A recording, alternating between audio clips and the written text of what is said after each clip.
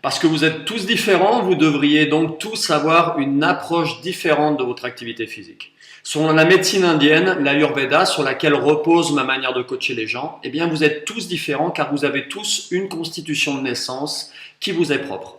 Cette constitution qui vous a été transmise par vos parents au moment de votre conception, si elle restait telle qu'on vous l'a donnée, vous permettrait de vivre ce que vous avez à vivre dans cette incarnation sans perturbation physique, psychique ou émotionnelle, avec les forces et les faiblesses de votre constitution ayurvédique, mais sans grosse perturbation.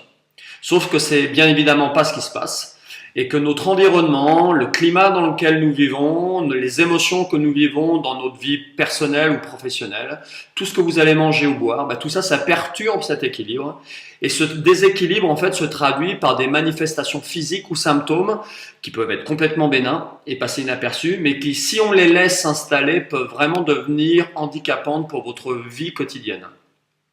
Donc, si vous faites de l'activité physique dans un objectif de bien-être physique, psychique ou émotionnel, vous devriez prendre en compte ces choses-là de manière à pouvoir adapter vos activités physiques.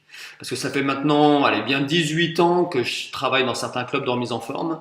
Et depuis 18 ans, j'ai vu des gens se faire du bien au travers du sport, mais j'ai aussi vu des gens se faire plus de mal que de bien.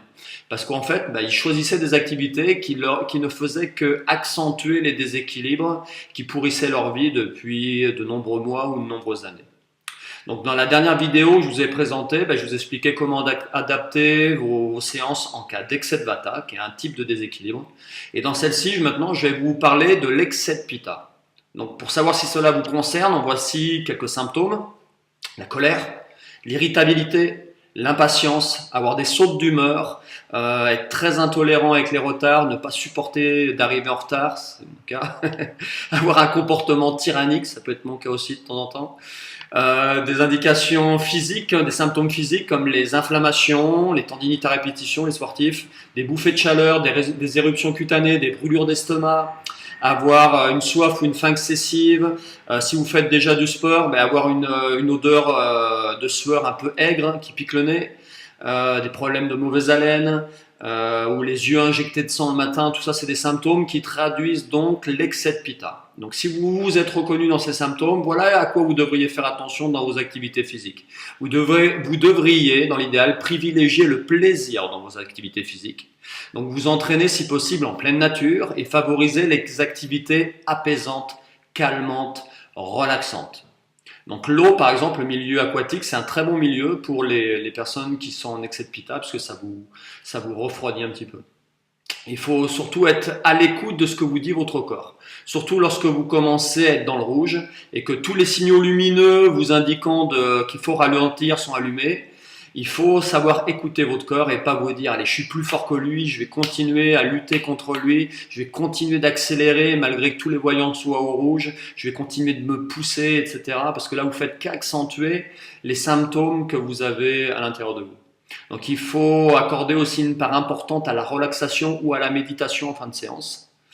Et enfin, pour votre bien, et là je parle à tous les sportifs, il faut vous détendre avec le I am a machine ou no pain, no gain, parce que c'est un très bon moyen de s'allumer encore plus le feu que vous pouvez avoir à l'intérieur de vous.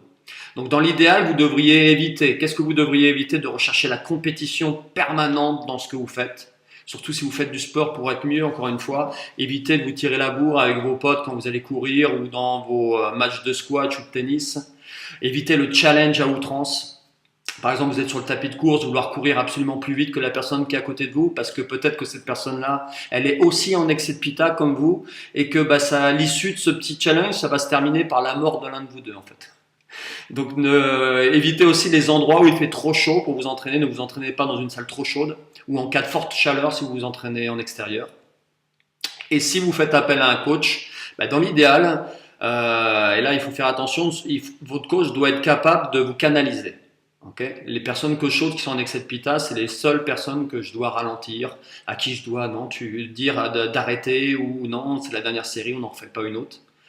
Et donc il faut les freiner ces gens-là. Il faut aussi que vous ayez un coach qui soit capable d'être apaisant et maître de ses émotions négatives à lui. Faites attention à ne pas tomber sur un coach qui soit en excès de pitta, qui ne le sache pas et qui fasse que accentuer votre excès de pitta aussi. Donc voici les conseils pour ce style de profil. La prochaine vidéo, je vous parlerai de l'excès de CAFA, qui peut peut-être vous concerner. Si vous avez des questions par rapport à tout ça, parce que les vidéos sont rapides, n'hésitez pas à me contacter par mail, yannick.relier,